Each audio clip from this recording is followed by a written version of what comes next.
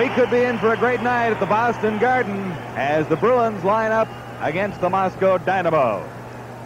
The gentleman in charge of proceedings tonight will be Dave Newell, flanked by the linesman Ron Asseltine and Kevin Collins.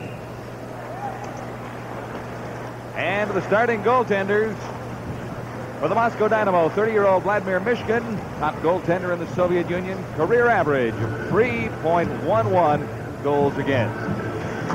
And goaltender of record for the Boston Bruins this evening will be Doug Keane. With 10 wins, 7 losses, and 3 ties, his goals against average 3.31. Keane has had a pretty good season for the Boston Bruins so far. A team that is difficult to beat at home has had some problems on the road, Jerry Cheever. Yeah, they've lost, one game at home, and they've been quite the opposite on the road, John, too. But, you know, we all try to slip off these games against the Soviet, and I saw during the national anthem, the team really picked up. There was great singing by the part of Rene there, and I could see really getting into the game during the anthems. I could feel it right here, and the building came alive very quickly. Well, there's an awful lot of emotion involved with international hockey at just about any level. And when the Soviets and North Americans get together, it can be something special. This is not the best team in the Soviet Union. In fact, the Moscow Dynamo are second best and still looking for their first victory of the North American tour. But it's a pretty flashy hockey club. I think you'll be pretty impressed tonight when you see them live. I know you've been watching on TV, Jerry. But live, it's a little bit different sometimes. It sure is, John, too. But here they go. Forward front for the Soviets, Varnikov with Svetlov and Yashin, and quickly to the attack. This is Varnikov. Pedersen takes it away from him. And this is Ray Bork. Bork to the line. Bork is an open man. It was Courtnall. Courtnall couldn't control it. Comes up with it in the corner. Middleton leaves it there for Courtnall now. Courtnall working along the boards. Now for the Soviets. Middleton is down. Yuletdinov was in there, number 17. It's rough already. Early moments, period 1. There's Middleton out in front. And Svetlov gobbles it up for the Soviets. He's going to take a check. Courtnall got him. Shot fired just wide. And it comes all the way down those crazy boards in the Boston Garden as John Blum goes back to touch it and set it up on the left wing boards. Courtnall banked it off for Derlego. Now it's back for Courtnall. Soviets claim it the center zone. Svetlov back behind his line for Gluchenkov, number 28.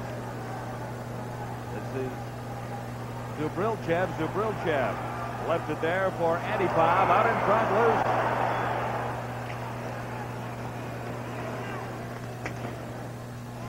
loose. Luzak for the Boston Bruins.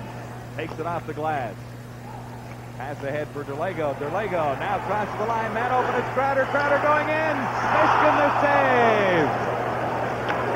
Back to the line. Shot fired, and Mishkin grabbed it out of the air. Let's take a look at this one. Max Tallene, a bullet drive. Mishkin.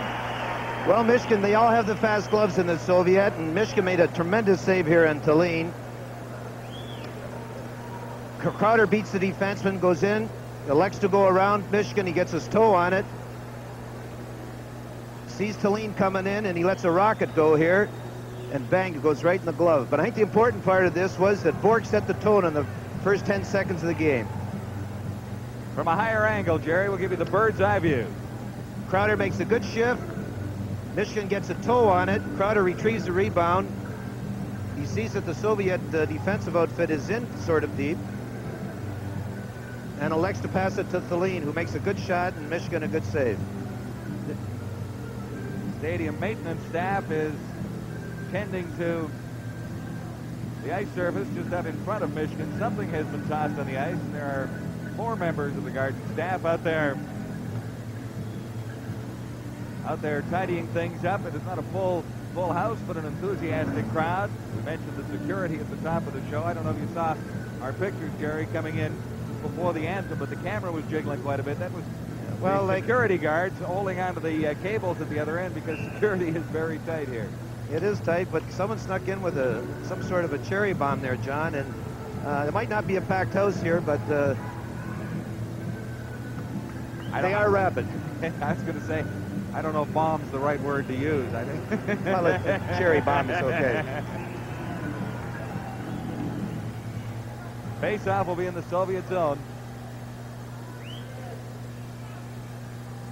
Marianov with Skurduk out there, and Perudnov to the line, not out. Kept in that time by Nienhuis.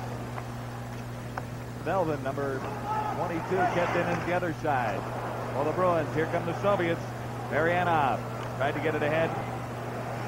Long shot, Keens to save. Good one that time. Akoikin.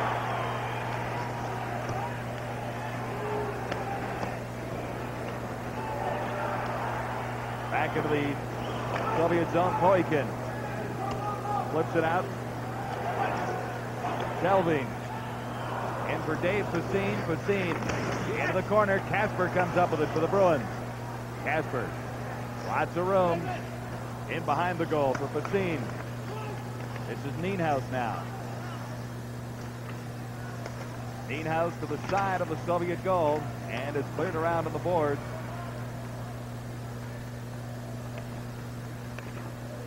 Keens out of the net, out in front, loose Soviet. Crawling out in front. The save was actually made that time by Brian Curran, the defenseman.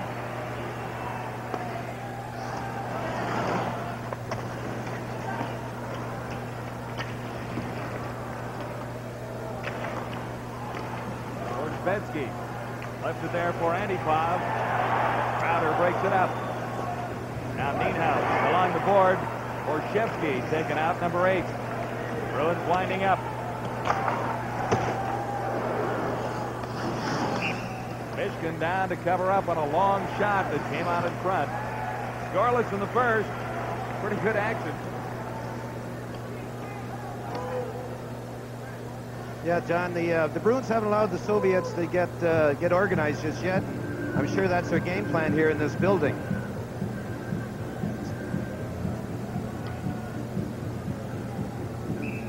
Face-off will be to Michigan's right. That's Yashin, 13 for the Soviets. Going against Reed. It goes in behind the Soviet goal. Gluchenkov. Gluchenkov ahead for Svetlov. Now Gluchenkov once more back behind his line. Plays it back there for Piatanov. Yashin is checked. Gluchenkov starts out. Long pass on the right side. Barnikov couldn't control, and Crowder comes to the line and across. This is Crowder, man open out in front. Couldn't slip it through. That was Dave Reed. Soviets on the attack, led by Yashin to the Boston line. Out in front. Cleared across in front of the Boston goal, guarded by Doug Keens. That's for Ray Bork. Here's Bork across the line, takes the shot. Blocked by Gluchenkov. Yashin once more. Ran into Middleton. Carried on. Didn't get a shot away. Flipped it into the corner. Keens had it taken away, but Bork covers up. Bluzak. Good stiff body check. Neutralized. Here's Middleton. In after it. Flipped it out in front. Pedersen couldn't get a stick on it. Courtnall takes a check along the board. That's Jeff Courtnall. Here's Middleton for the Bruins. Middleton in for Courtnall. Courtnall played it across. And Tallinn couldn't keep it in. Number 27 goes back for it. He's paired up with George Bluzak, number 6 in the Boston defense. Middleton chopped at it. Got it out across the line. Here's Courtnall with Pedersen. Courtnall took the shot, comes back to Courtnall. He played it back for Middleton.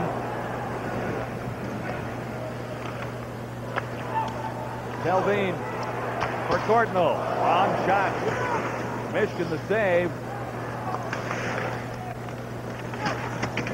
Middleton trying to work it out in front. Fired just wide by Pedersen. Well, the Soviets now. Verbuchen, number 5.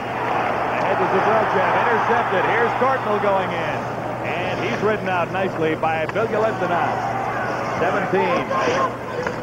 Crowder in after it. Couldn't come up with it. Velianov starts for the Soviets. Center ice to the Boston line. And across, left it for Perudnov. He sent it into the corner. It's back for number 17, Vilyaletdinov. And for the Bruins now, Derlego. Bill Derlego, a check in along the boards. Crowder got it for Burridge. This is Burridge working in against Vilyaletdinov. Burridge still has it. Split it out in front for Crowder. He tried to slide it for Derlego. And there was no play. John Blum now for the Bruins. No score, first period, Boston and the Moscow Dynamo. For the Soviets, Bedyanov, number 12. This is Vilyaletdinov.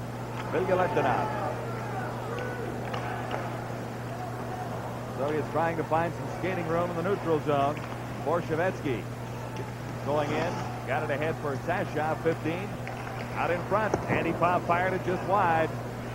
Gluchenkov fired a shot. Stopped by Ray Bork. Bork along the boards to the far side for Burridge. And back into the Soviet zone. Not many whistles so far.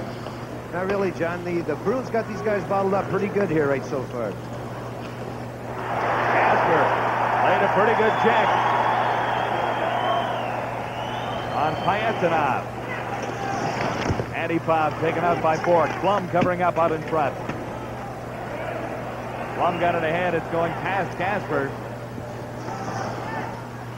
Pyatanov tried to hit it on the right side for Borshevetsky.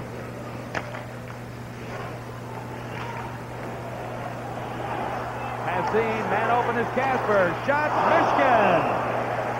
Great save by Vladimir Mishkin.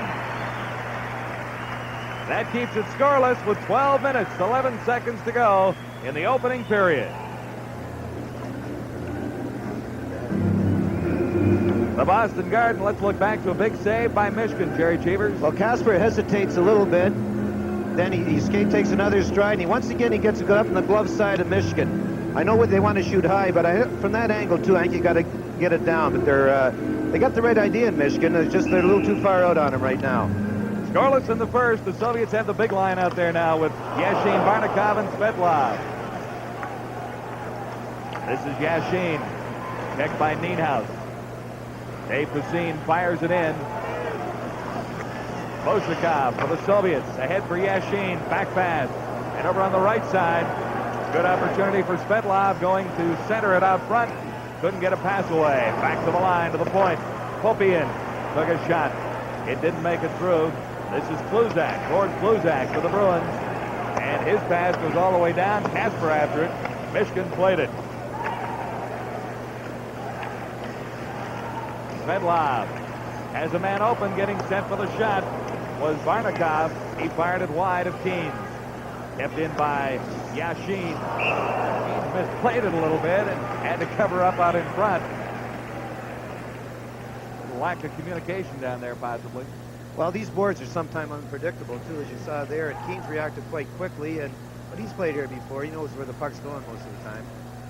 You can likely sit at this vantage point, Jerry, and tell us exactly where it's going to bounce out to. Well, no, like I say, it's unpredictable here. Dougie goes to play it. Well, actually, Dougie himself misplayed it. That's why he had to freeze it. It wasn't the boards in that instance. Face off in the Boston zone. Soviets got it back to the line, but Vilyaletdinov couldn't keep it in. And that forces Antipov to go back for it. Bad pass. Crowder claimed it out in front. Couldn't get a shot away. Curran kept it in for the Bruins. Pass for Antipov. And he fell down trying to bring it in. Cleared to the central ice area again. Vilyaletdinov for the Soviets. Scoreless in the first at the Boston Garden. Moscow Dynamo and the Boston Bruins.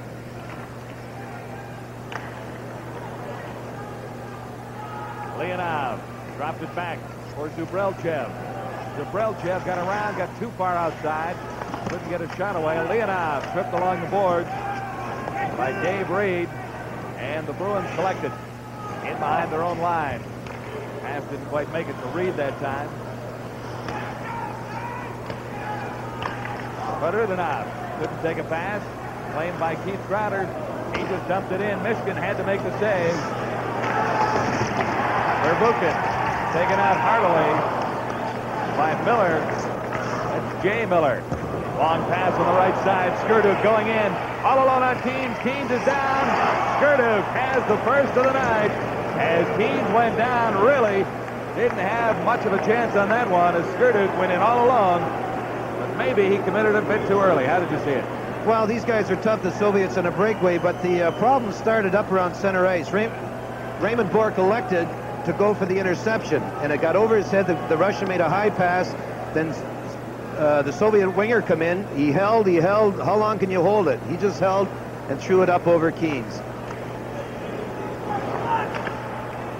Skurduk has given the Moscow Dynamo a 1-0 lead in the Boston Bruins. And here they come again. Perudinoff, the shot. Keens to save that time. Rebound fired wide. Perudinoff back to the line. Shot. That one ricocheted off the post and into the corner. Perudinoff comes up with it for the Soviets once more. Keens, another big save. And the Bruins get it down the ice. Couple of big saves for Doug Keens. He sure did. He's got his eye on the puck pretty good here. And he was sort of dormant the first 10 minutes, but they've come to life now, the Soviets. Sashov got it in across the line. Picked up there for the Bruins by Courtnall, who starts back.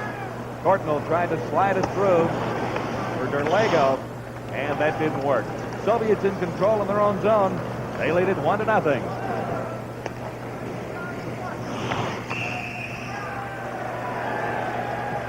Long time between whistles in international hockey at times. With 8:56 to play, the Dynamo lead by 1. John Wells, along with Jerry Cheevers and Jim Van Horn, were at the old Boston Garden for the first major international hockey exhibition in some time. Back in 1979, the Bruins met the wings of the Soviets. Tonight, the Bruins meet the Moscow Dynamo. Michigan, big save right off the faceoff. Crowder lined that one up. Derlego got it out front. Burridge couldn't handle it. Kluzak played it over on the right side. Derlego comes back to play it. And it's back for Kluzak in the Boston zone.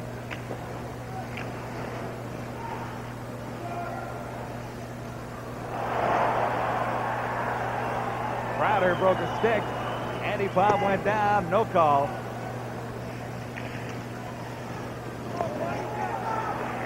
Kluzak for the Bruins now.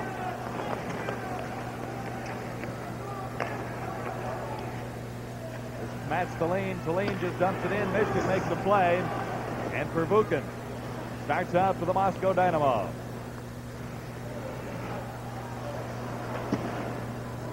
Bruins move into forecheck. Pervukin forced to toss it away, and Pacine comes to pick it up. Now Sheldon. Yashin for the Soviets. Ahead for Varnikov, 22. And he's written out by Nienhaus, 38 for the Bruins. This is Craig Nienhaus with the scene. Now Curran, back to Nienhaus. Soviets back checking. Svetlov can't get it out, winding up with a shot. It trickled through. That time off the stick of Teldin. Michael Teldin, number 22. Michigan makes the save, an easier one than several. We'll remind you that more international hockey comes your way on the Sports Network when we conclude this series. The Moscow Dynamo against the Buffalo Sabres. That's coming up Wednesday. Start time 7:30 Eastern. And we'll get back to the regular season in the National Hockey League on the 12th of January, a Sunday night, 7 o'clock Eastern time, for the Calgary Flames and the Philadelphia Flyers, live from the Spectrum in Philadelphia. Cheevers, you'll be along on both occasions.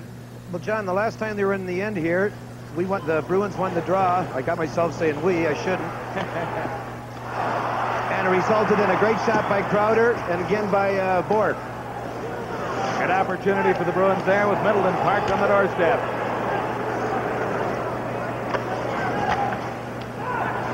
Here's Middleton claiming a loose puck. Played it for Peterson. He didn't see it coming. For the Soviets now, number 25, Antipov. Jeff Courtnall took it away and got it inside the Soviet line. Now the Dynamo are down and plump. For the Bruins goes back to touch it. They'll take it all the way down. 6:43 to play in the first period. Moscow Dynamo have a 1-goal lead on the Boston Bruins. Well, John, the last two scoring opportunities the Bruins got was due directly to the face-off, being won by the face-off. Derlago won one and Peterson won one, and they have two good scoring opportunities. It goes back to Bork eventually. He makes a shot, and Michigan again makes the save. But it was due to winning face-offs in their end, which they won again, but weren't properly placed. Up and over the boards, out of play, so the face-off will be just outside the Soviet line this time. Outside of the goal and maybe a minute after that goal, the Bruins have contained the Soviets pretty good, I think, and they gambled and lost on the goal too. But they played a pretty strong period, the Bruins. Mike Milbury is behind the bench for the Bruins tonight. Butch Goring is watching from high in the press box to get a different vantage point of his team. Assistant coach Mike Milbury is handling the line assignments at the Bruin bench. This is Courtnall for Ray Bork. Bork in across the line. Good move to get around. Back to the line. Blum set to score. The shot from Blum. It might have gone off. Courtnall out in front. How'd you see it, Jerry? Big shot, big shot. Yeah. Ray Bork makes a good shift here. He hangs up number 20, gets it over to Blum, and I know they've been working on Blum to get a shot just in the net. And it creams off Courtnall and goes in. Once again, we see Blum's job here is to make sure he gets it somewhere close to the net. He takes something off it, hits Courtnall, and bounces by Michigan.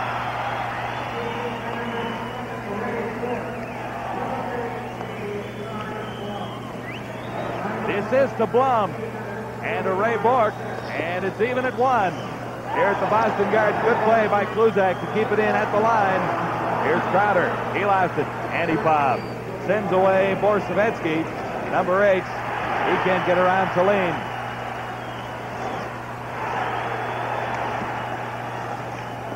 Ricocheted out in front of the Boston goal and was quickly backhanded out of the way by Crowder. And for the Soviets now, Perbukin, number 5. Perbukin cleared it into the Boston zone. Borsavetsky, number 8, after it. Couldn't control it. And the Bruins will be called for icing as they take it all the way down. John, I think this is going to be the first or second, maybe, face-off in the Bruins' end. So you know when you don't have many face-offs in your end, you're getting the better part of the play. And I think this is just their second face-off in Bruins' end for the Soviet. There's Jeff Courtnall, credit for the first Boston goal. Really the work done by Mr. Bork and Mr. Blum. Courtnall was in the right place out in front and got the goal. 1-1 with 5:14 to play in the first period. Here's a break for Yashin. One man to beat. Yashin puts on the brakes, tried to clear it through. Loose out in front, and Keens made a brilliant save. As they had Keens going every which way that time. The Soviets had a couple of chances, but Keens came up with a big stop. There were opportunities out in front. Dougie he lets himself go and he drags it to 2 legs, and the puck is stuffed in there too. But opposite from the first goal the Dynamo go, Dougie, he had to go down the first goal. If he went down like here that early in this goal, on this particular play, it would have gone in. But he held the fort and made the great save on Sletnov. Yashin was the Soviet who broke the play up the ice and set everything up. Good play by Doug Keens to come up with a save. Now the Bruins back to the Soviet line. Kelvin, the shot right on. Michigan the save, the rebound. Nienhaus, the shot. Michigan again. Gluchenkov recovering for the Soviets, got it to the line. And it's up now. This is Svetlov, number 14. Svetlov was upended.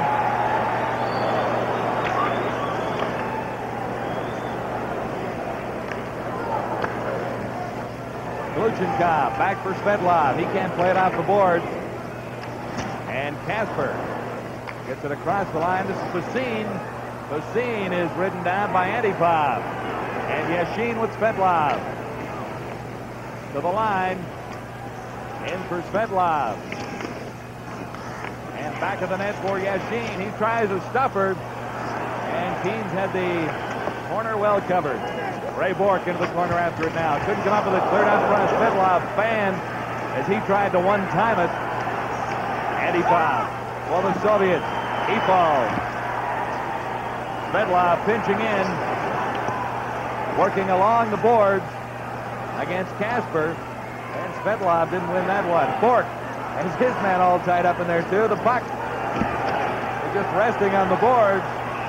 Finally, they get a whistle just as it came loose. Well, it is 1-1, Moscow Dynamo and the Boston Bruins. Will continue from the Garden after this.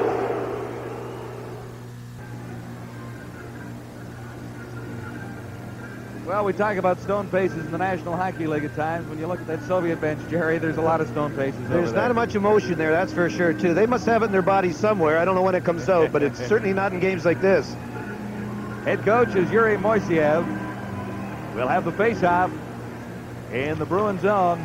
And from the face-off, Oshikov keeps it in at the line. Talene, 27. Tried to get it out. Didn't. Now Pedersen carries it out across the line. Soviets back checking. And Leonov carries it back in. This is Zubrilchev, number 18. He lost it. Cleared along the boards. Courtnall couldn't haul it in, but it goes all the way down as Antipov skates back. The Bruins are playing the body very well in their end. Not really taking the body, but knowing where every Soviet player is. And a minute ago when they had the face-off in the far corner over there, every Bruin had a player on the ice. Everyone knew where everyone was, and that's very important against the Soviets to know where for the Bruins to know where their man is on the ice. Big line for the Bruins is out there now. Pedersen with Middleton and Courtnall. Bluzak at the point. His shot. That hit Courtnall in the back. Cleared down by the Soviets. Talene is back for 27 for Boston. And that's Talene. Courtnall lined up a Soviet player, number 7, Skurdak. And Skurdak felt that one. Outside.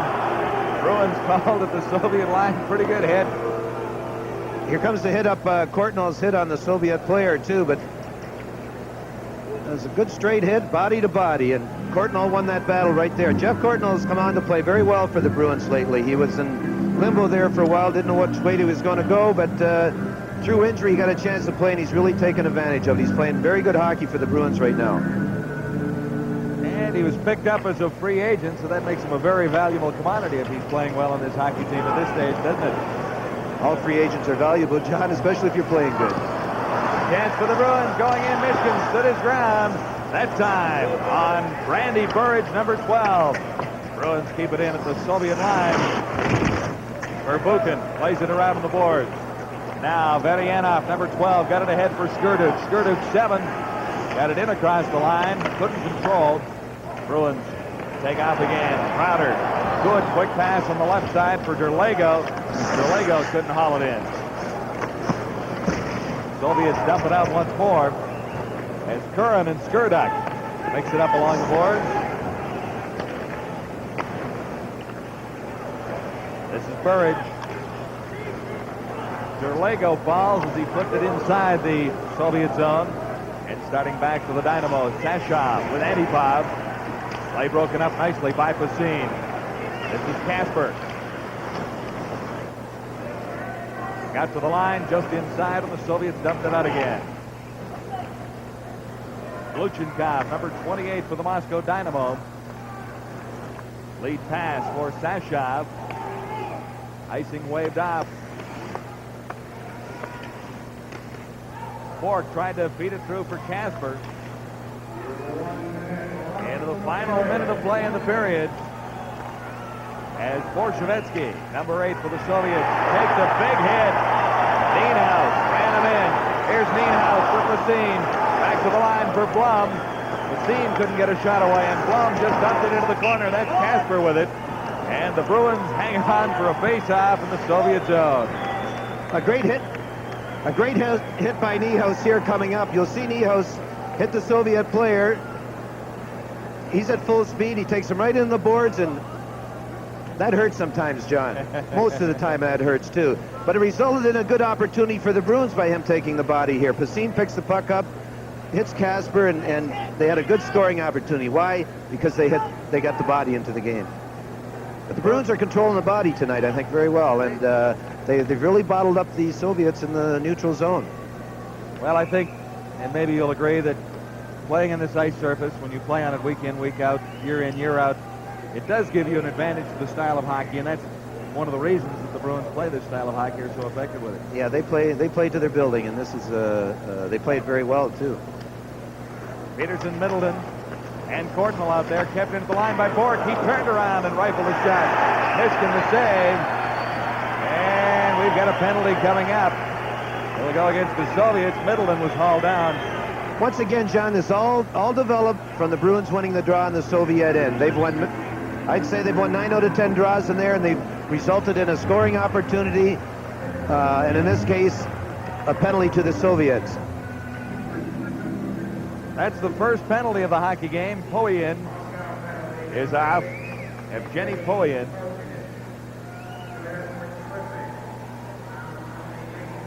And it comes with 36 seconds to play in the period.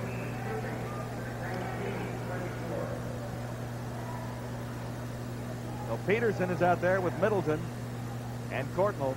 Points patrolled by Kluzak and Bork on the power play. And that's the first penalty of the hockey game. This is Ray Bork feeding it in for Middleton. Middleton back for Kluzak. In for Middleton again. Out into the slot. And maybe one pass too many as the Soviets break out. This is Yashin. Yashin tried to get around Kluzak, and he was upended. 19 seconds left in the first period, and Keynes goes down on a puck. A little miscommunication down there behind the Bruin goal. Well, we had mentioned communication early. We thought it was the boards the first time, but it seems there is a communication back there near the Bruin net.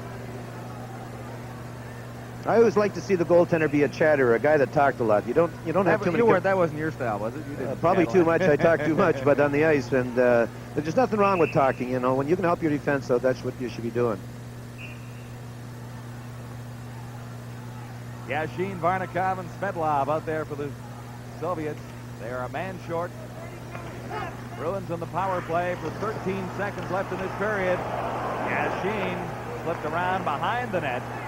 Didn't really get a good opportunity, but the Bruins were a little careless. This is Cordnell. And Yashin touches it as the siren sounds to end period one. Well, John, I thought the Bruins controlled most of the play that period, and they won all the draws in the Soviet end. They knew where their man was in the Bruin end and played a very good brand of hockey. The goal the Soviets got was a mistake on Bork's part. He elected to gamble to intercept the pass. He missed it. The Soviet player had Keynes at his mercy, and that was really the only flaw. And after that, the Soviets picked up for about a minute or two. They had a couple shots on Keynes, too. But I thought the Bruins had a very good period. They had a good game plan. They executed it well. They took the body when it was available. They won the important draws, and I thought it was their period, really. I enjoyed the first period, and it deadlocked at one. The Moscow Dynamo and the Boston Bruins, lots more ahead. We'll get to our first intermission in just a moment. Okay, Jim, we look forward to this second period. If it's anything like the first, the Soviets have the big line out there. This Yashin, number 13, is quite a hockey player, and he plays with number 14, Svetlov, and Varnikov. Yashin, prior to this game for Dynamo, had contributed with 5 points in 6 Soviet goals scored by the Moscow Dynamo. Mike Milbury, we did mention, is an assistant coach with the Bruins, and he's behind the bench tonight. Gets his debut against the Soviets. Well, I would have picked an easier spot, I think, but Mike will do a good job. Butch Goring is upstairs watching from overhead. George Butch, the head coach of the Boston Bruins. Second period underway as Ray Bork turns on the Jets. Bork into the Soviet zone, taken out by Yashin, 13. Power play for the Bruins for another 1 minute even. This is Middleton. Middleton takes the shot. He was on the short side. Bork moves in to keep it in the Soviet zone. Bork gets it back to Kluzak at the point. Kluzak the shot. It was a bullet drive, and it rolls along the boards and out into central ice. The Soviets. Varnikov had difficulty, number 22. Bruins have 37 seconds left in their power play.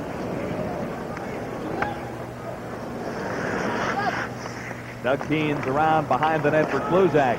Kluzak played it ahead on the right side boards for Derlego. And the Soviets tip it in across the Boston line. Offside, the faceoff will come just out.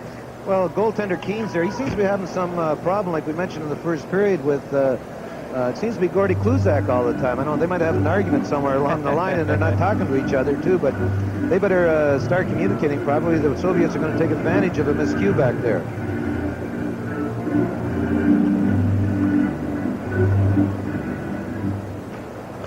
Soviets shorthanded for another 22 seconds. Second period just underway. Even at 1. Boston Bruins and the Moscow Dynamo. Kelvin. Number 22 for the Bruins. Now Curran. Back to Kelvin. Lining up with a shot. That one ricocheted just wide. The Soviets are back to full strength. Into the corner. Curran takes a pretty good check from Antipov. Out in front. And it was cleared aside just in the nick of time. Derlego now moves in with Curran back to the point. Curran couldn't keep it in. Brian Curran, native of Toronto. Backboard, Bruins. Quick to motor out of their own zone. This is Derlego. Across the line, Derlego lost it. Into the corner. Tried to backhand it out front for Burridge. Burridge to the boards for it now. Burridge flipped it back to the line, and Bork was caught moving out of position, couldn't keep it in. Now Blum for the Bruins. Ahead for Facine, that didn't work. The Bruins are on these Soviets awful quickly tonight, John, and they're not giving them a chance to get that freestyling system they have, what we talked about, too, but they're doing a terrific job here bottling them up. Ray Bork picks it up. Behind the Bruin goal. Bork tried to slip it through for Nienhuis. Now it comes to Nienhuis. In across the line, that's Casper. And Nienhuis into the corner for it. Behind the net, Nienhuis. He has it. Nienhuis got it out for Casper. Casper couldn't play it. Now for the Soviets, for Rudanov with Skurduk. And Casper back-checking, broke up the play. Tried to slip it ahead for Facine. Facine dumps it into the Soviet zone, and Mishkin is out of his goal. Nienhuis, good hit along the boards as he decked Popian that time, and they hold it for a face-off in the Soviet zone. 3 really hard hits by the Bruins. This is Nienhuis' second hit of the night. This is about a 9 or a 10 again. He just puts that shoulder right into the Soviet and just drops him, too. He's a big, solid boy, Craig, and a free agent out of RPI. He's done very well for the Bruins this year. Had a pretty good year last year with RPI, too. Yeah, coming off a national champion, coming into his hometown, playing for the major league team. I'm sure he's pumped. I would think so.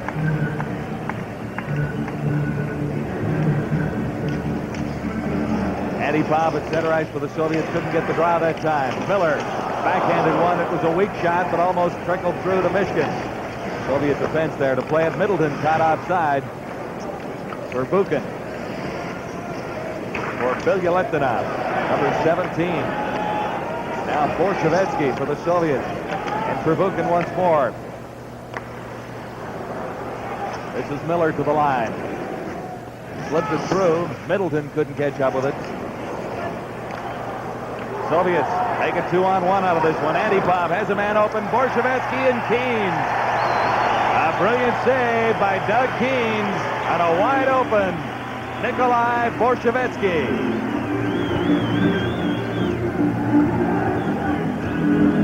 Well, 2-on-1s can be fatal against the Soviet team, and I give Gord Kluzak credit. He come back, and he just got his stick on him enough to disturb his shot, and Keen's played it properly. Come out, shut him off pretty good there, too, but Kluzak really hustled back to bother the shooter.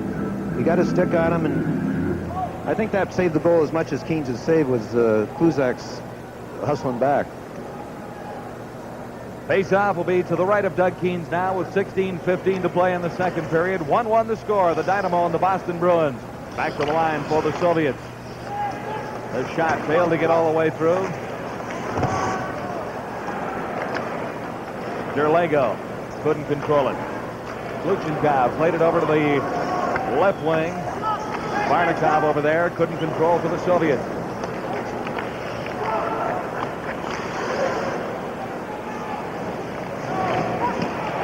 Delvine got it in across the line. The shot, Michigan the save. And there's a Bruin in on top of Michigan in the Soviet goal. That's Jeff Burridge, number 12. Soviets on the offense now. Barnikov, 22, ridden out. And a penalty being signaled. It is a 1-1 hockey game and lots of hard hitting and lots of excitement here at the Garden in Boston tonight. This is the NHL 85-86 series with the Soviet Union.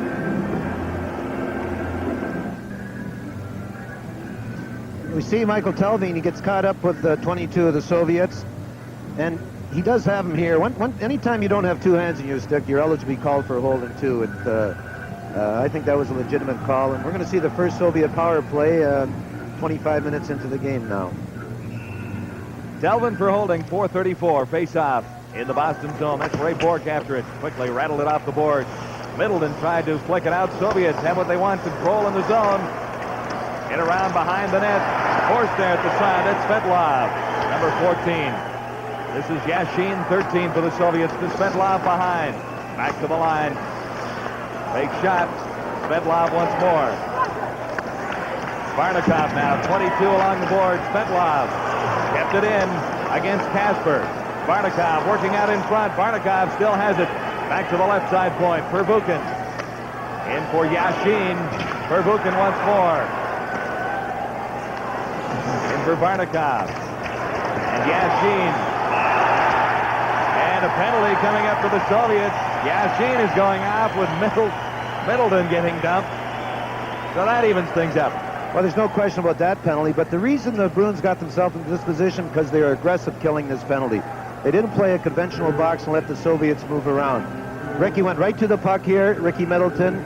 Yashin, he gets the puck taken off him, and he pulls Ricky down, and I guess in frustration more than anything, too. But the key to that whole situation was that the Bruins were aggressive killing penalties. They didn't play the conventional box. They went to the puck as quick as they could. Bang, that resulted in a Soviet penalty. So 4 skaters aside.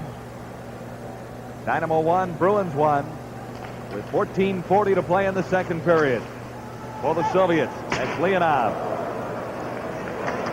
In after it quickly. Oshikov, number 4. Oshikov coming up with the puck. Bourque steered it off to the corner. Now Zabrilchev has it. Number 18, Zabrilchev working out in front. Keen's a save. Zabrilchev claimed the rebound. Good scoring opportunity, and there's another one. Keen, brilliant. Best save of the night for Doug Keen. That time on Popien. Great excitement at the Garden in Boston. Fired just wide by Kluzak.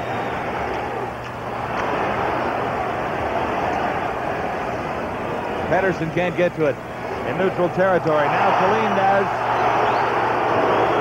Got it to the line and across. Here's Zabrilchev. Number 18, Kluzak. Rode him off to both skaters. Ball to the ice as Jeff Courtnall picks it up for the Bruins. For Peterson, back for Courtnall. He couldn't control it. And after it, Mayatinov. Now Skurduk along the boards, working against Facine. But an enormous save by Doug Keens has kept it even in Boston. Keens made a great save in the play, John, too. He read it perfectly. I think he was the only Bruin on the ice that read that play, too. But he saw the Soviet defenseman come in and slid across and I think he got both legs on us. In fact, here comes now. This guy has read it. All Bruins are caught up with the other players, and Keens sees the defense coming in. Popien, and he makes a great save on him.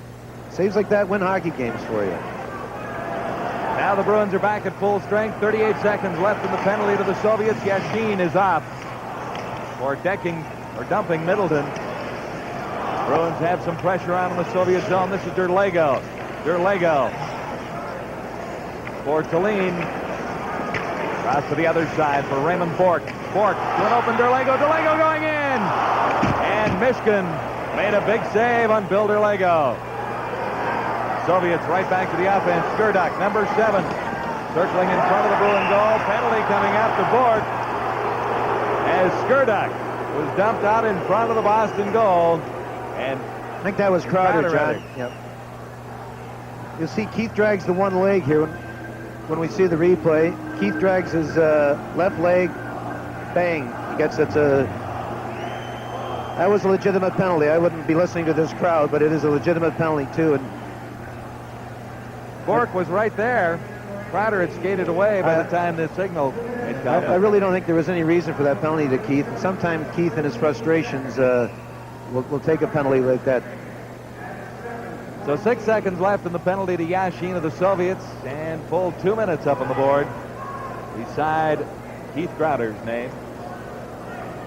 Face off inside the Bruin line. Casper comes up with it after the drop.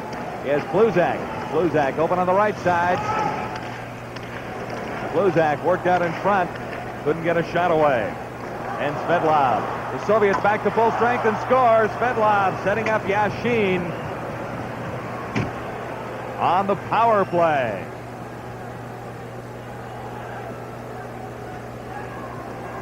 First power play goal for the Dynamo in 3 games. Here's a look. This is a great pass by Svedlov. He hits Yashin, and I don't think any goaltender in the world is going to stop this. This goes right off the post, low, bang. That was a... Dougie shouldn't hang his head in that one. That was a tremendous shot, a good passing play, and you don't give Soviets time to shoot like that because it's in the net most of the time. 2-1 for the Dynamo, leading the Boston Bruins. And Crowder is back on the ice. Bruins back to full strength.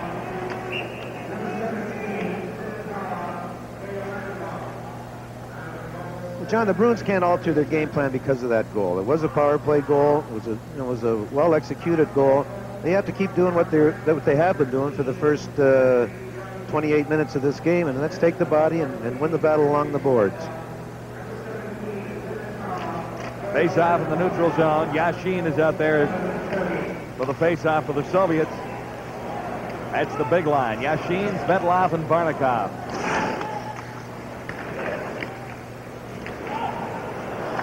Svedlov to the line. Lets it there for Varnikov. He is ridden out heartily by Curran. Loose puck out in front. And a miscue out in front of the Boston goal by the Soviets. There were a couple of players out there. Good scoring opportunity wasted. This is Curran for the Bruins. For Casper. Little pick play there. As Casper carried into the Soviet zone. Casper still has it. Casper around out in front. And Pacine couldn't get a shot away.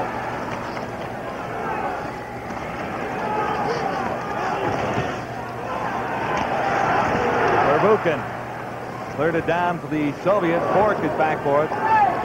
Over on the right side. This is Builder Lego. And this is Ray Bork. Bork, a good move. Couldn't get across the line, controlling the puck. Nienhuis working along the boards. And the Soviets to the attack again. Antipod to the line. The shot. The save by Doug Keane. Crowder for the Bruins. Over on the left side for Nienhuis. Nienhuis chipped it into the Soviet zone. Quickly, it's up to neutral territory. Well, the Bruins, they're trying to take the body, but the Soviets won't let them just about now. Offside. Good call, Coach. 10:34 to play in the second period. The Dynamo lead the Boston Bruins by a goal.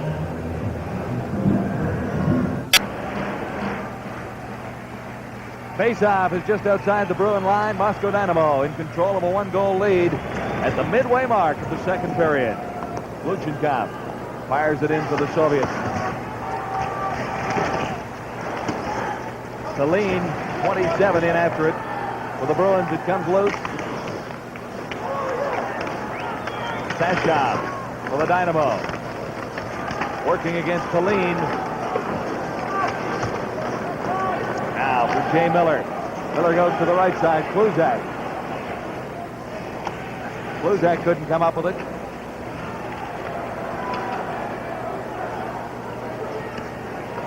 Miller again as the Bruins hit the line. 3 strong, fired wide. Ricocheting out to the point, kept in there by Tallene. For the Soviets now, Sashov. Oh, got it over for Skurduk, and he didn't miss by much. Back to the line, kept in, at least momentarily. Now the Bruins get it out. Penalty coming up. As the Bruins are offside at the Soviet line. A little anxious there, but the penalty is going to the Soviets. Little hook out there, Jerry. Well, there's no doubt about that. That was a hook. But the play developed when the Soviets missed a goal in 3-on-2. It was they got the three Soviet forwards got cut off the ice, and the last man that just had to hook them, or it would have been a 3-on-1 for the Bruins too. Kobe in for hooking. 10-20.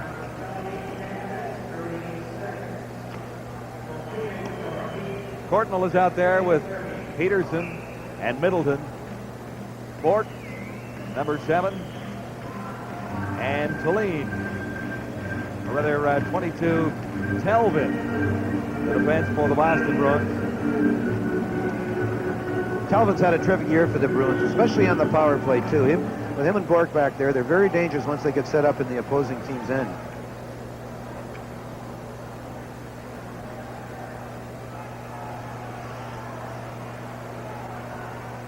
Bruins will take their time getting this rush organized. Now Bork leads the way. He has Middleton at center ice. Bork just dumps it in. Middleton in after it now. Telvin. This is Courtnall. Courtnall almost lost it at the line.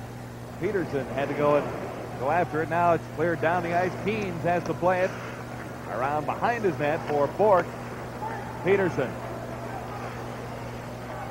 Tight checking by the Soviets as they try and kill out this Boston power play. And the Bruins offside at the Dynamo line. Soviets held the line well there, John. They forced that offside by staying right up in the blue line. They didn't give Raymond Bork a chance to get underway.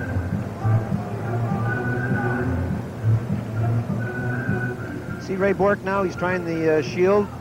3 of the Bruins have the shield on their helmets for the first time tonight. Raymond Bork, Barry Peterson, and Steve Kasper. And it's a result of Charlie Zimmer's near tragic injury the other day, which Charlie's going to be all right in 3 or 4 weeks. Apparently 3 weeks, and the prognosis is good for Charlie Zimmer, but he'll be in hospital a little while after suffering what looked like a much more serious eye injury. All eye injuries are serious, but what looked like a terribly serious injury against Buffalo the other night here in Boston.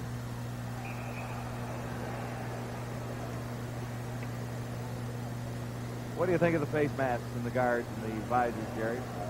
Well, I'm from the old school, you know, and I think it sometimes dictates that you can use your stick up high. And but if a player feels comfortable with it on, so be it. And I'm not so sure I'd try one, but I like the protection aspect of it, but I find that watching the junior tournament last week, some of the players with the cages on were almost leading with their heads. It becomes almost a football helmet in some situations.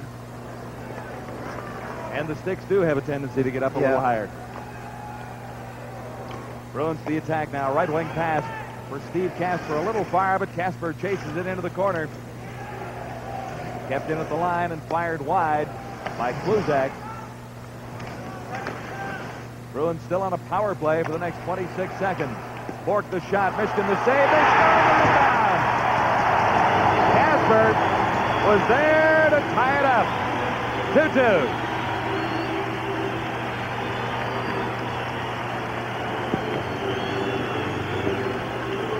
Russian clears it right here, right to Bork. Bork didn't want to shoot here. He's looking for something else to. Finally, he has to shoot. A good low shot. Mischke makes the save, and Kasper's right at the side of the net. I think this is Stevie Kasper's first power play in years being with the Bruins. He's right in the golden spot there and tucks it right in. Now, is Michigan out a little bit far on that one? Well, you got to be out far in Bork here. He'll blow it by you, too. But okay. When you see Michigan come up, someone should always be behind you, especially on a power play. Power play goal. Bruins are back to even. 2-2. Kasper, his 12th of the year from Bork. 7:39 to play. Second period. Keynes plays it off the boards to get rid of Antipov. This is Delvin, number 22. Burridge banking it off the boards. Too far for Derlego. Antipov is back for it. Now, it's picked up by Leonov for the Soviets. Leonov working around Curran, getting out in front. Keynes stood his ground. Leonov was down, out in front. And it is clear to the corner. Held along the boards. Tempers flared just a little bit. I don't think anybody took a very severe punch in the mush.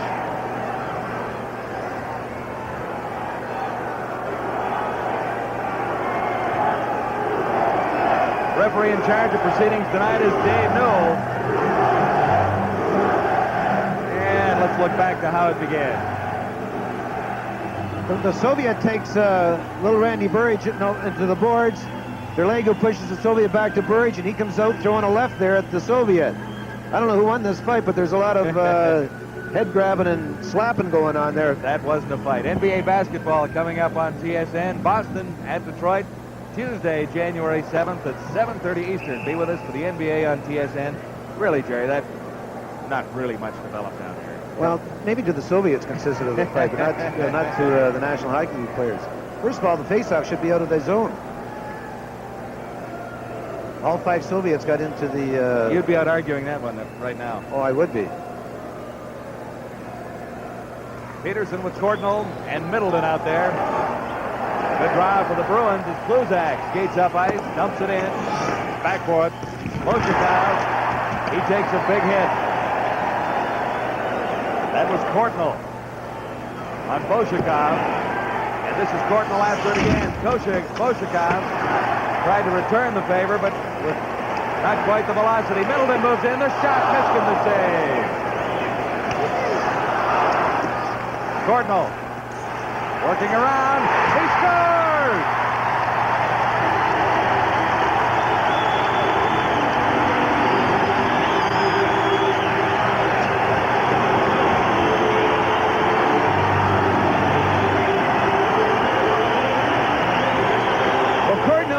Cordnell gets rewarded for two good hits. He holds on to the puck, comes in front, just slides it under Mishkin too. But he's being rewarded because he took the body the shift before. The Soviet knew that he was going to take the body when he come in that time. He backed off. Cordnell comes up with the puck and stuffs it under Mishkin. People in Victoria be very happy for Jeff Cordnell. He's got 2 goals tonight, and he wanted to say hello to his folks out there. Well, that's a pretty good way to get their attention. Yeah, he's got their attention. Yeah, that's the easy way for us. Casper and Cordnell have given the Bruins the lead for the first time. Here are the Soviets. Borshevetsky played it back behind his line. This is Perbukin, number 5. And it's called offside at the Moscow Dynamo blue line. Pretty good action, good hitting. Cordnell, a pretty good hit behind the net. You mentioned that on Perbukin. Perbukin came back 2 seconds later and tried to return the favor, but it really didn't have the impact that Cordnell's hit had. Well, like I said, he was rewarded for a good hit. 3-2 the Bruins lead the Dynamo with 6:09 to play in the second period.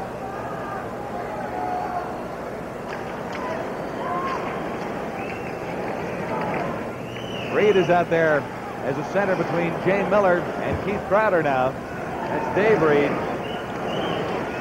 And this is Antipov for the Soviets.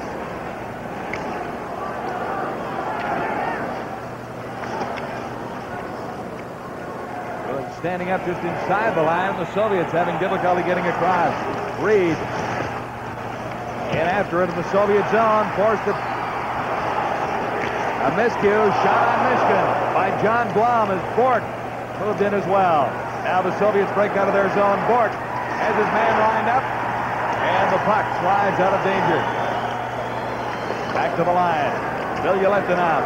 Kept it in for the Soviets. Not for long. This is Crowder. Crowder for Reed. The Bruins are driving them back a little bit with their body. Another hit in there. There's Jay Miller. Chance for Casper. Ridden off into the corner, but Casper still controls. Good hit along the boards. Casper lined up number 5 for Buchan. Great action at the Garden. There's more ahead.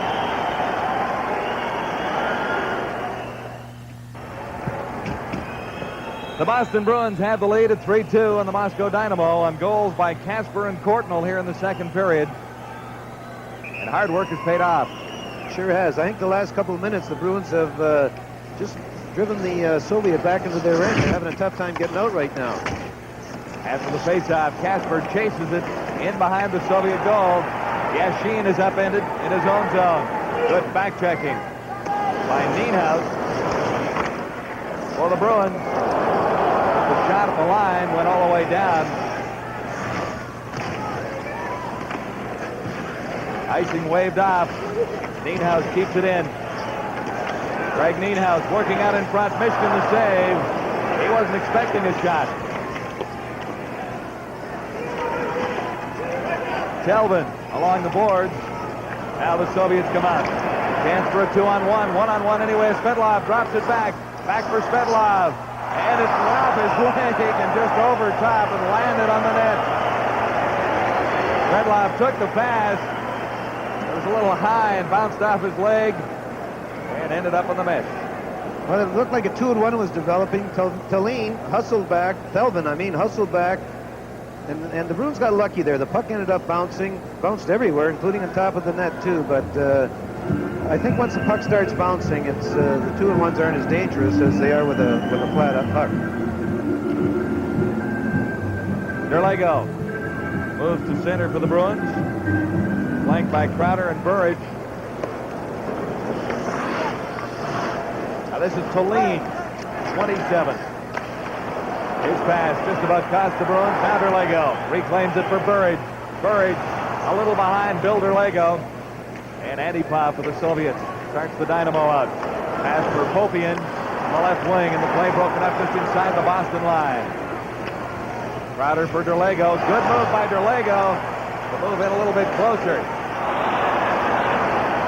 2-on-1 Soviets, led this time by Leonov. He was wide. Antipov now for the Dynamo, moving in. Antipov worked out in front, and Derlego. Bruins are taking too many chances with this type of lead this late in the period. It can be fatal against the Soviets.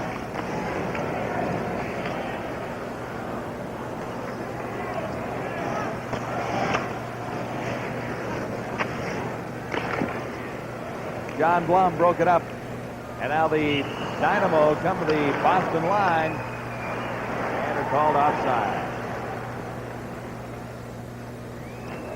So you want the Bruins to tighten up a little bit, do you? Well, at this time of the game, it's a shame that the Soviets should get a goal going into with 3 minutes left in the second period with the Bruins leading 3-2. But Matt Stalin, I'm sure that the Bruins, when the defenseman elects to go in, has the third man back. In that particular case, they didn't have one back, and Stalin should have stayed back. Ford plays it over on the right side for John Blum. Blum, short pass ahead for Middleton. He couldn't control. Perudinov, while the Soviets starts the Dynamo back to the Bruin line. Perudinov checked from behind by Middleton, kept in at the line. Long shot by Pervukin, and Keen's shot coming all the way. Once again, the Bruins are taking their assignments in their own end and doing it very good tonight.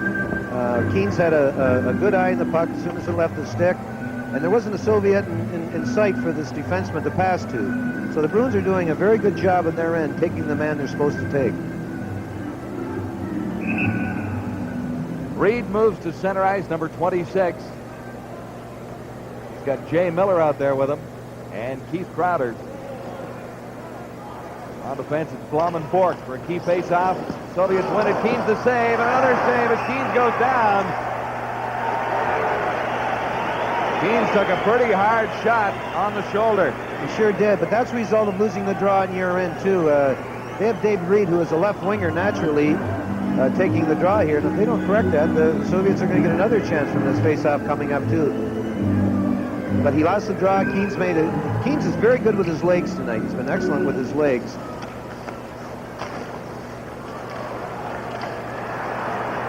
Comes loose over on the left wing for Miller. He hurried his pass. Crowder was over there going against the Soviet defenseman, Rabukin, without a stick. Soviets play it back to the line. It's kept in. Deflection out in front. They score! And I think you might have called that one. Well, Doug made a couple good saves here, but you just can't get away letting them have the opportunities they're having right here. They keep it in here, the Soviet defense. Dougie makes a good save there. Look, two Soviet players right out in front. Yeah. Three of them. It went between his legs. It's one of the few times tonight they got caught with not being able to take their man in their end. Nikolai Varianov at 17:42 has things even.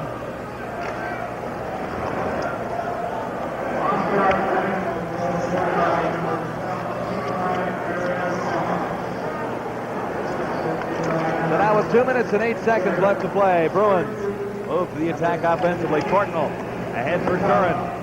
Peterson in after it. Middleton out for Peterson. He's down by Antipov. Now comes to Middleton. This is Peterson out in front. Middleton couldn't get to it. And Curran is tied up at the point. Courtnall fired one well wide of the target. Comes in behind it and rolls around for Courtnall once more. He plays it for Middleton. Out for Courtnall. Telvin pinching in, number 22. This is Telvin. He lost it. And Telvin going against Sashov. Sashov comes up with it. Soviets almost got a good scoring chance out of that as Sashov fed it over for Borshevetsky. Now for the Bruins. Here's Courtnall.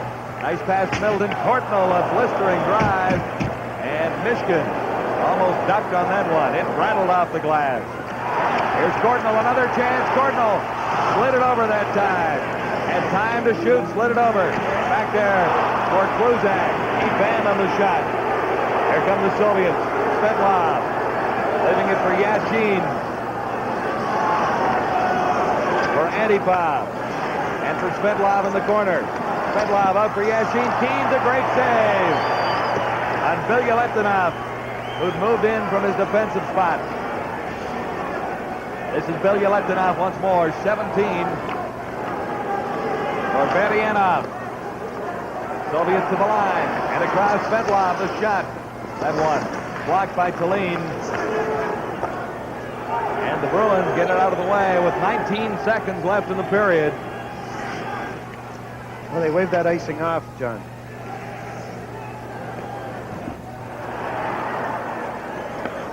Good break for the Bruins, the way they've been playing in the last 2 or 3 minutes. A little scrambly. But they'll come out of this period even with the Moscow Dynamo at 3. I found you were quite astute there as you suggested the Bruins might be being a little confused back behind the blue line there, and it cost them the equalizing goal. It sure did. In the last 3 minutes, a shame that you allowed the opposition to have the opportunities they had in the last 3 minutes, especially with the 3-2 lead that they did have. And it can only be bad vibes going into the dressing room. And they just have to go in and readjust, because it was the only bad part of their game was the last 3 or 4 minutes in the second period. Anyway, pretty good hockey continues at the Garden in Boston. The Moscow Dynamo 3 and the Boston Bruins 3. Lots more ahead. You're with the Sports Network, TSN. And this is the NHL Soviet Series 85-86.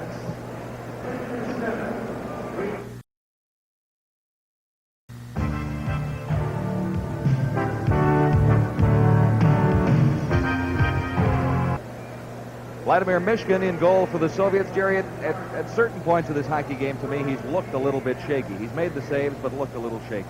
Well, I said at the start of the program, John, that I liked his attitude, his personality. He was jolly. But evidently the Bruins feel they have to shoot high on him. And you know, if he keeps taking these high shots, he took one off the helmet in the second period, he's not going to be very jolly much more, too. But they're trying to shoot high on him. I know that. Vladimir Mishkin. He is known as the best goalie in the Soviet Union, currently active today. Third period underway, and the Soviets quick to the attack. Svetlov almost snuck in around Bork. Now Yashin tries it. And it comes to Pedersen for the Bruins. For Bork. Bork to the line.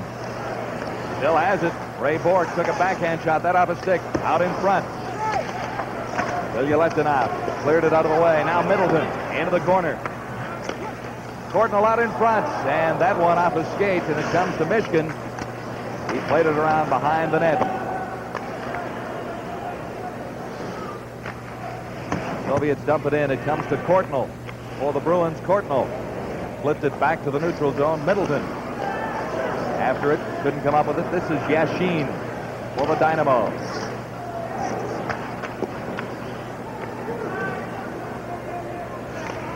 Now Kluzak back at his own line. Middleton just tips it into the Soviet zone.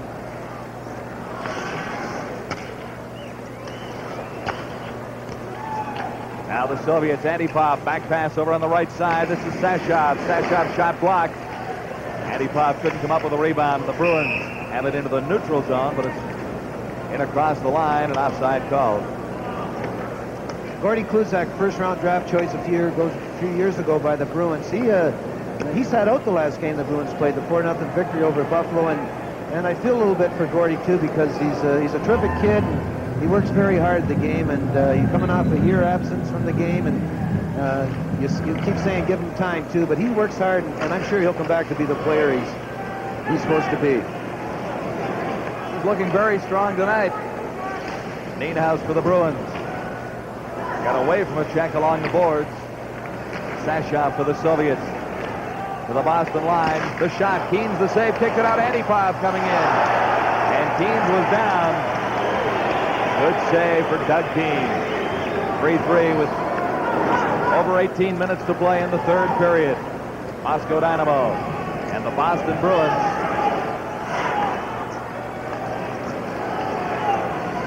Kluzak ahead for Nienhuis. He dumps it in. Facine goes after it. Facine got a stick on it and got it to the side of the Soviet goal.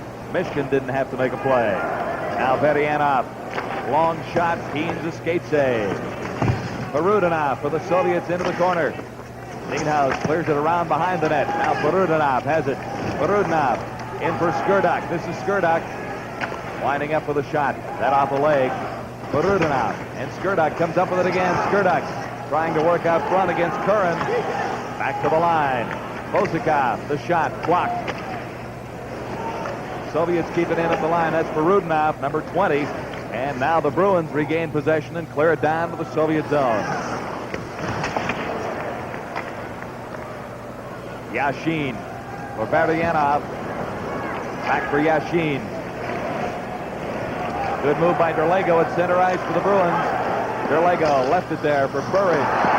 Shot to the side of the net. Good try for Crowder. And fired wide that time by Burridge. Yashin goes down. Bork is back behind his line to clear it on the boards on the left side.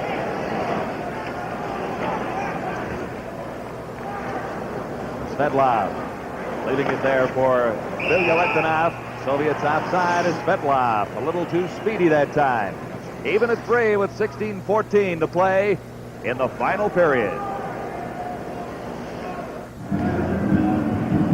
John Wells along with Jerry Cheevers and Jim Van Horn at the Boston Garden. 3-3 the score, the Dynamo and the Bruins. Ray Bork for Boston. Tried to get it over on the right side for Pedersen. And the Soviets, Varnikov to the line. Tried to slip it through for Svetlov. That didn't work. Varnikov across the line, thrown off stride by Blum as Varnikov slides into the corner. Ilya Letonov. Yassin, 13. He lost it. Here's Middleton. Chance for the Bruins. Middleton going in with Peterson. Shot. Oh! Missed the target. Great scoring opportunity. Well, Rick Middleton made a tremendous play here. He set up Barry Peterson cold turkey, and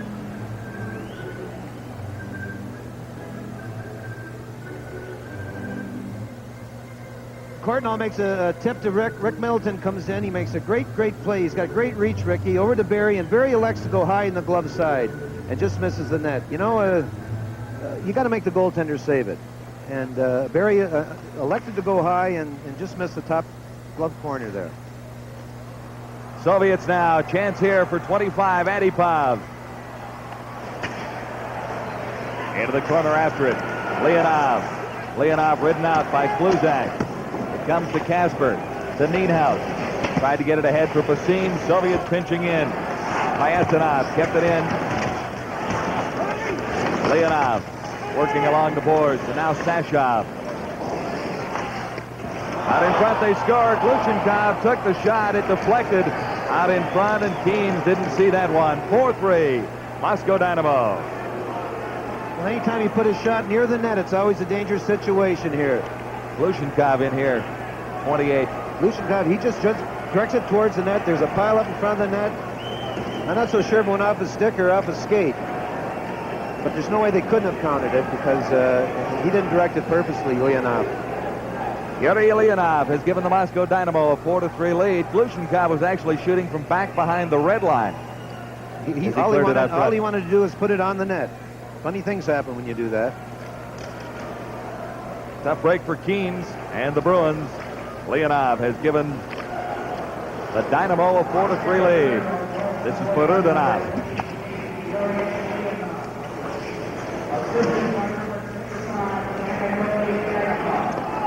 Michigan comes out to set it up for Bosakov.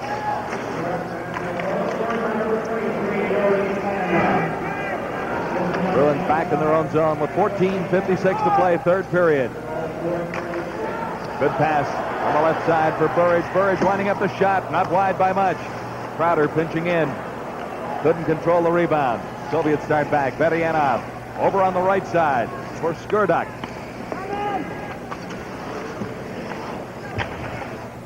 Shot fired wide by Beryanov, number 12.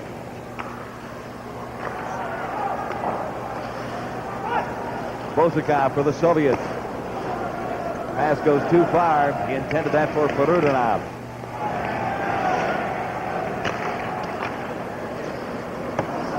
Bruins got to be patient here, John. They had a lot of time to get the equalizer. Yashin now for the Soviets to the line. Waiting. Played it over. Keens out of position, got back in time. Now a chance, and they score. Keens was caught out of position, and Svetlov gives Moscow a 5-3 lead. Sergei Svetlov. The Soviet player goes down the left side here, and he just holds as long as he can. Dougie's committed here. He's got to come out at him because he's in alone there, and he just holds, tries to stuff it. Bork says it goes right over to Svetlov, and he just blasts it in the open net. They don't miss those. Keens was down and out of the play. Quickly, it's a 2-goal advantage for the Dynamo. Obviously, Jerry, the Bruins not patient enough. No. They got to realize there's a lot of time left. They got to get back, taking the body, and don't let them freewheeling like they have in the first 5 minutes. This is Craig Nienhuis. Pass for Kasper. A little too far. Verbuchen touches it, and it'll be called icing against the Bruins. 13:35 to play. The Bruins are in quite a race in that Adams division. There's 7 points separating the top and the bottom. You know, a 3-game winning streak will put you in top, and a 3-game losing streak will put you on the bottom. Right, so it's a tough division. It's a good division, the Adams division. Very competitive. Going into tonight, Quebec and Montreal even atop the standings. Boston standing in third spot, 3 points back of that. Soviets to the line once more. It drifted out just slightly. And Sashov took a shot.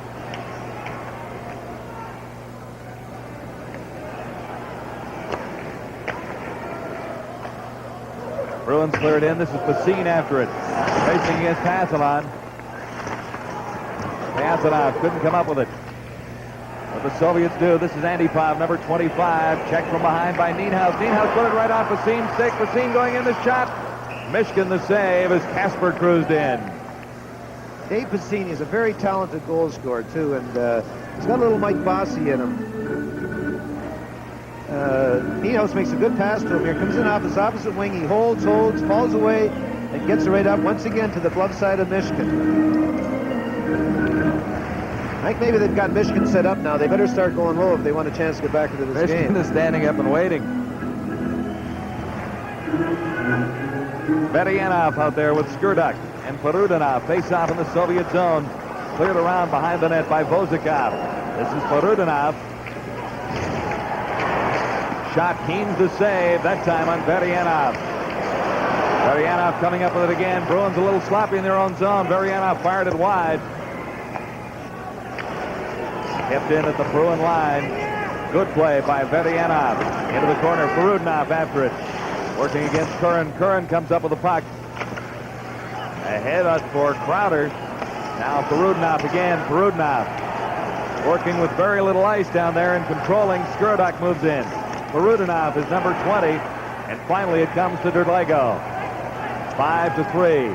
Bruins trailing the Moscow Dynamo as Derlego fires it in. Niehaus in after it. And a pretty hefty check on the Soviet down there. Popikin. 12:06 to play in the final period. Well, the Bruins are getting off their game a little bit here. They're just panicking a little bit, and they're shooting in from. They're not thinking shooting it in to the Moscow zone.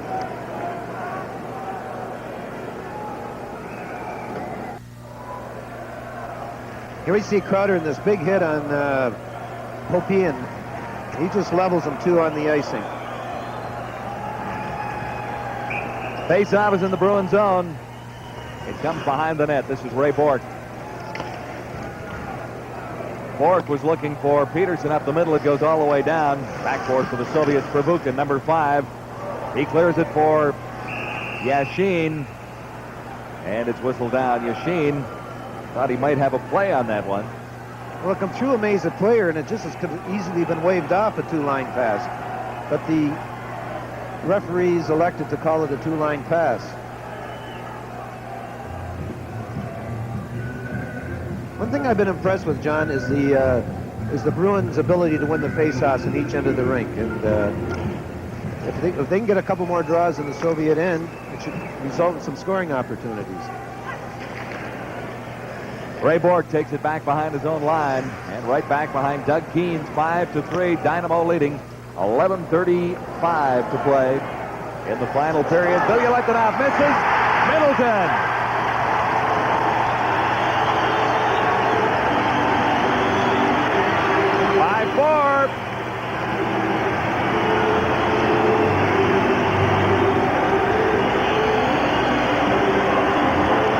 If you're going to make a mistake, you don't make it with Rick Middleton challenging you. He's got a great reach, holds, and sticks it on the glove side of Michigan. Just banked it off the post. Kind of cute. Sure did. Here's the mistake here, the miscue. Rick, like a hawk, takes advantage of it, holds it, throws it right in the left glove side of Michigan.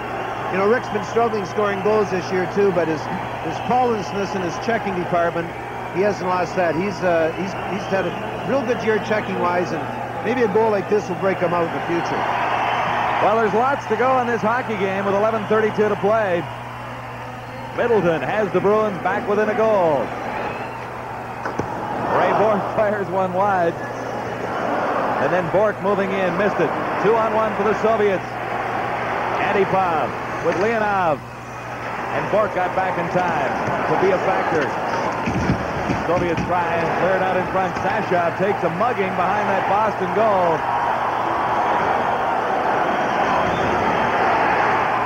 Another good hit along the boards. Chance for the Bruins, 2-on-1, but Courtnall didn't see it.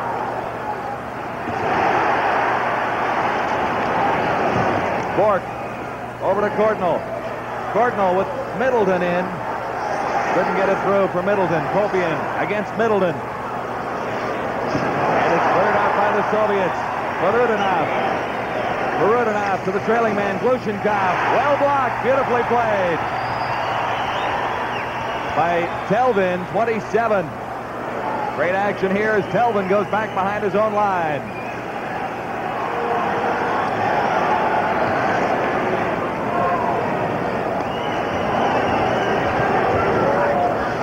Bozakov lost it in the center ice zone. This is Kasper. Away from the check. Kasper still has it. Tried to play it out in front. Off his skate. Perudinov checked from behind by Ninaus. And for the Soviets now, Skurduk. Skurduk into the corner for Perudinov. Out in front. Keene got a stick on it. Cleared it away. Ninaus couldn't control it. Comes to the line. Kept in by the Soviets. Verbuchen didn't take the shot. Kasper still going in. Mishkin stood his ground as Kasper moved in. That time with Nienhuis. Nienhuis had the opportunity to the line. Talbot just misses. Rebound up to Kasper. He just missed. Cassine now back to the line. Fed in. Out in front. And it's banked off a stick by Curran. Mishkin grabs onto it to save a heart attack. I sure did. I think everyone in the building wanted a stoppage of play there. Michigan was the closest guy and decided to stop the play too. But the Bruins had them going there, and that was a real great shift for the Bruins too. Once again, this game is shifted. The Soviets come out after the 2 quick goals and had control. The Middleton goal ignited the Bruins.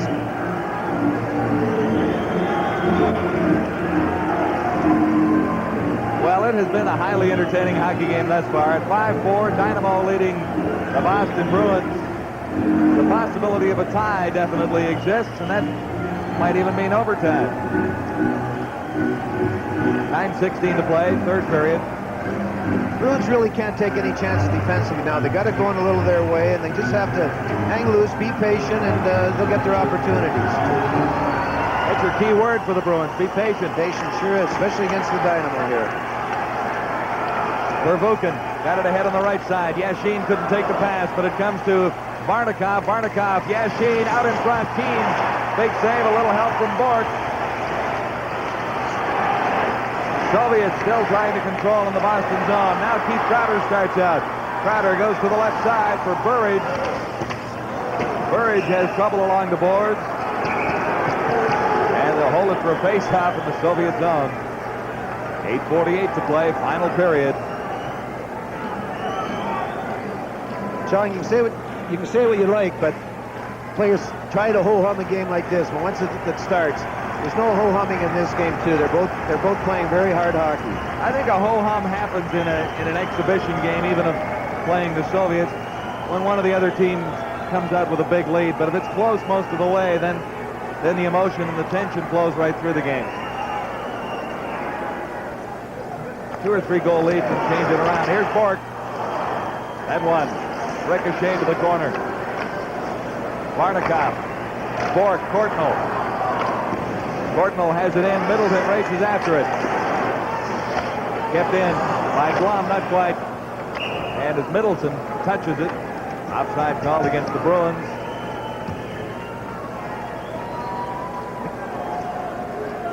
Number 13, Yashin, has 4 goals and 3 assists in 3 games for this Moscow Dynamo team. Getting back to the point I mentioned earlier, John, the face-offs have been so important tonight. The Bruins are, I would say, 90% control of them too. I'm trying to think back of when how these in the 72 series and 74 how strong they were, and I don't think it's not how strong they were. They've never been this weak.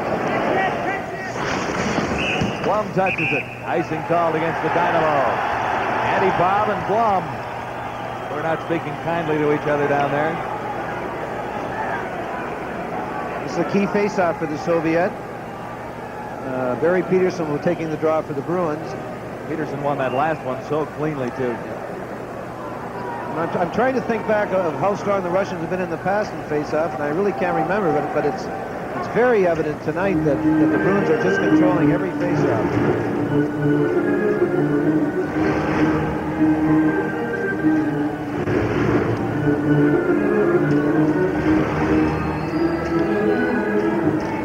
Once again, Bork got the shot. It was weak. It's back to Bork again.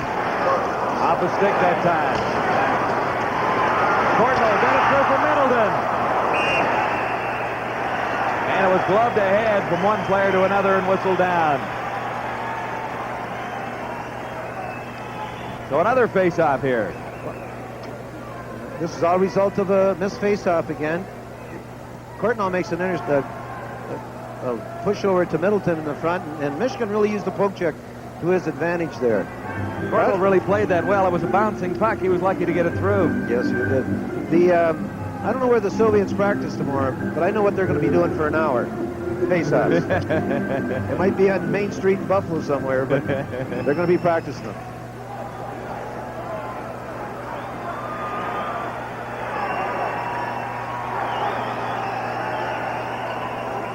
Peterson the face-off for the Bruins. Didn't win it cleanly that time, and the Soviets take control. This is Skurduk over for Perutnov, number 20, Perutnov. Tried to set it up out in front with 7:53 to play. Boston trailing by a goal. The Moscow Dynamo. Courtnall couldn't quite catch up to it. Now he does. Courtnall with Middleton. Courtnall shot. Middleton was open. Courtnall elected to take the shot. Varianov into the Boston zone once more. That line has played well tonight. Courtnall, Middleton, Peterson for the Boston Bruins. This has been their strongest line tonight, the Middleton, Courtnall, and Peterson line. Rick Middleton, he's had a tough time putting the puck in the net this year, but as I said earlier, he's a terrific checker. He's one of the top checkers in the league, and you know, when they picked the Selke Award winner, they failed to look at guys who get 40 or 50 goals, like Ricky does, and accumulates 100 points. They don't think they're good checkers. Ricky Middleton is a top checker. Former Lady Byng winner back in 1982. You know, if you're in a little slump scoring goals and you can't check, you wouldn't be in the league.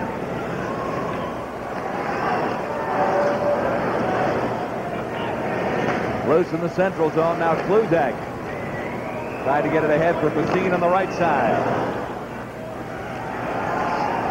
Soviets to the Boston line. Head through. Kluzak gobbled up the rebound.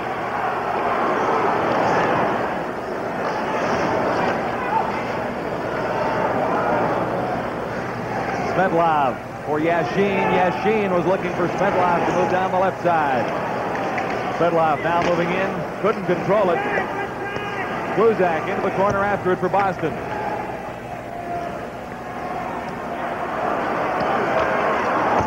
Kluzak dumps it in. Basine in after it. Working against Verbuchen. Now Blum pinching in. Blum overskated it.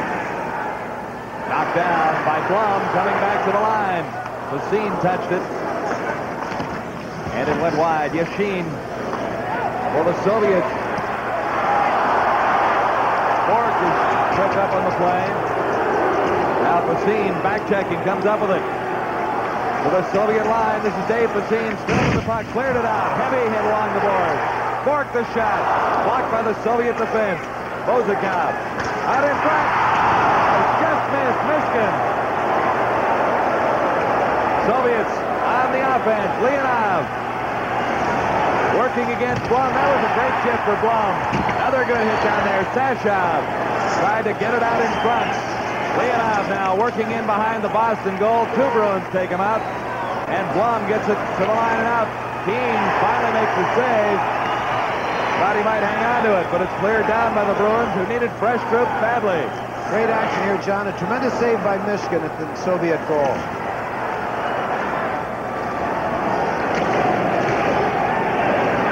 Flipped in by Crowder. That's Derlego after it.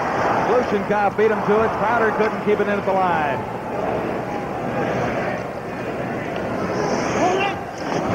Kelvin, number 22 for the Bruins. For Crowder, he ran into Kopian in the Soviet zone. And after it, Derlego. 5 minutes left in the final period. The Bruins trail by a goal. It's 5-4 Dynamo. And here they come. Fedian off the shot. Broke a stick. Curran was there to block it.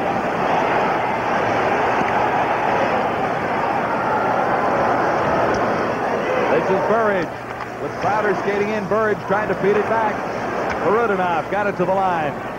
And it's flipped out by Skurduk. Fired in by Telvin. Middleton is out there for the Bruins now. with Peterson.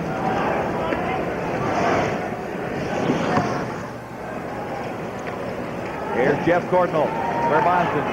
Cordnell for Peterson. Soviets are just dumping it out now. They're not taking any chances with 4 minutes left.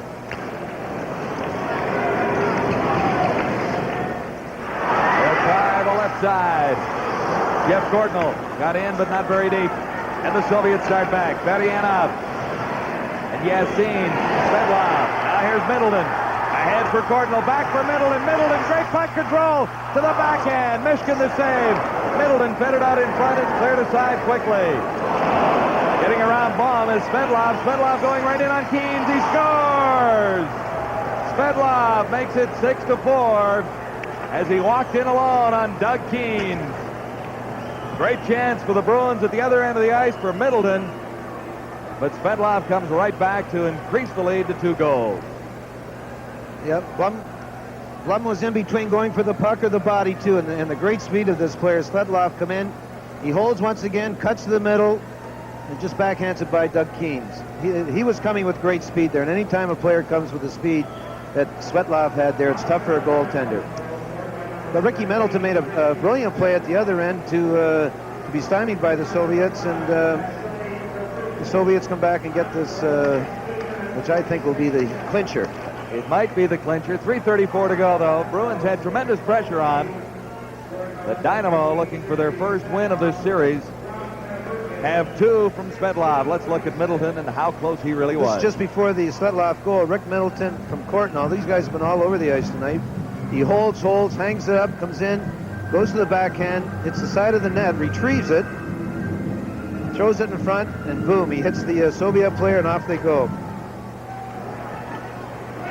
Svedlov has 3 goals and 5 assists in 3 games. Keens out of his net. Got back in time after taking Sashov neatly out of the play. Chance for Casper. Here's Steve Casper. Man open on the left side. And Facine in the middle. Nienhuis took the shot. Mishkin the save. This is Bork moving in. Casper got a skate on it. Cleared out by the Soviets. 3 minutes to play. As Telvin goes back for the Boston Bruins. Nienhuis into the corner for Facine. Around behind, this is Casper. Casper back to the line. And for Casper again. Nienhuis. Curran moves in. Curran likes to stick his nose in there too, doesn't he? This is a good time for him to be in there. They're down by 2 with 2 minutes left. Skurduk and Bosikov lead the Soviet attack. Now in behind the Boston goal. Here's Peterson, 1 man to beat, and the goaltender. Mishkin makes the save. Good shot from Peterson. Barry can do that very well. Go to his right and let that shot go. He got a good one in that shot.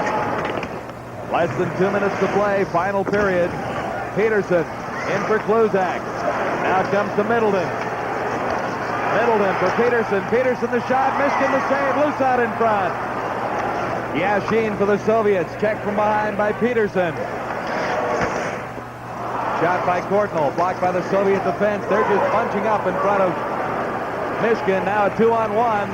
3-on-2. Out in front, Keens holding the fort. And a good save in behind. Doug Keens by Kluzak. Here's Jeff Courtnall.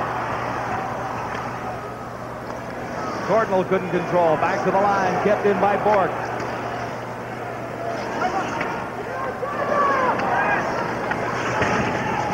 Nobody at the points. The Bruins are all in. Last minute of play in the period is Yashin. Comes down with Svedlov. That's Derlego trailing. Svedlov plays it back. Back for Yashin. Back for Svedlov. Antipov is out in front. They take a shot. Sharp angle. By Antonov. and along the boards, and tempers flare just a little bit down there. With 38 seconds left in the period, the Dynamo hang on to a 2-goal lead.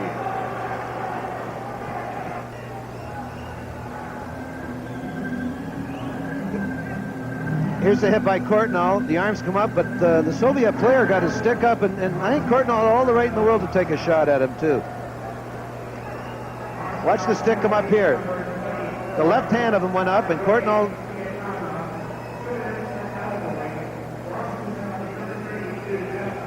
Well, they call that elbowing, but it's actually the glove, the top part of the glove you put on your stick, and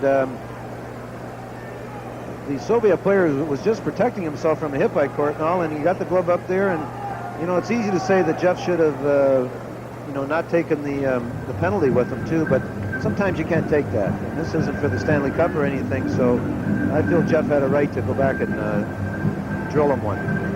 Well, penalties to Courtnall then, and Piatanov of the Soviets. Now they've called for a measurement of the stick. Mike Milbury's going to try it, I guess. Well, when you're down 2 goals with 38 seconds left, you have nothing to lose, too. But the Soviets are supposed to play by the NHL standards, and full NHL rules on the tour. Yeah, right. And if it's, I'm pretty sure he's going to get the penalty. In fact, if the Soviet sticks are what I can remember them, they're like they should have got a 5-minute major, because they use the biggest hooks I've ever seen. And the Soviet bench, the coaching staff saying, I don't know if they're saying good one or what, but it is 38 seconds remaining on the clock. Courtnall is in the box for the Boston Bruins, but Yashin has now moved into the penalty box for the Soviets. Well, the first penalties are coincidental, too, so they'll be playing 5-on-4. Well, I guess where there's a will, there's a way, where there's a little bit of hope. 38 seconds. Good chances for the Bruins. Michigan has played well in the third period. Yes, he has. Very good. It's not against the rules. I don't know why Milbury wouldn't call it again in the next shift. Should have gone to it one more time. They got Yashin. He'd be a pretty nice guy to keep in the penalty box for a while during a hockey game like this. He's a fine hockey player, Yashin. Had a good night. So the face-off will be just outside the Boston blue line. 38 seconds, as mentioned, remaining in the final period. Bruins trail by 2. Here's Bork. Ahead for Kasper. Kasper for Nienhuis. Nienhuis got it across the line, but there are 2 Soviets there, and they're eager to dump it out. 24 seconds left on the clock. Bork fed it over for Kasper. Now Keynes is out of the net. Nienhuis out in front. Bork moving in, and it's knocked down by Tallinn. Here's Middleton cruising in. Just 7 seconds left now as Middleton tries to control it in behind that Soviet goal. 3 seconds left on the clock. There's one chance for Boston with 38 seconds left and the manpower advantage. Well, John, this is a very well-played game. I thought both teams had their periods of playing well, and I thought the Bruins got out of their plan during the third period. They tried to hit laterals up the middle and have breakaways, but their success dealt from taking the body in the Soviet end. Final 3 seconds now. Kasper taking the draw for Boston, and he can't do much with it. They fire the shot. Michigan makes the save, and that's the hockey game. 6-4 is the final score in favor of the Moscow Dynamo. One interesting note, I thought you made in the dying moments of the second period. The Bruins had to be a little more patient at that point, and they were leading 3-2. Quickly, it was 3-3 for the Soviets. Yeah, that was a tragic point for the Bruins the last 3 or 4 minutes in the second period, because the Soviet come out in the third period and took the game over for a while, and took it over enough that when the Bruins had their spurt, they could still control the game, too. So I feel the last 3 or 4 minutes in the second period was probably the key to the game. That and a save Michigan made when it was 5-4 for the Soviet. He made a great leg save on Nienhuis. Well, traditional handshake at international hockey time. I know you don't agree with this. Well, I just like to know what personally. I just like to know what they say to each other, and if they mean what they say. I've never shaken hands in my life. Maybe the odd goaltender because we all come out of a union, and I just don't. If you don't mean it, I really don't think shaking hands too. But it was a very entertaining game. The Moscow team played very well. We enjoyed it, and the final score reads the Moscow Dynamo 6 and the Boston Bruins 4. You're with the Sports Network, TSN.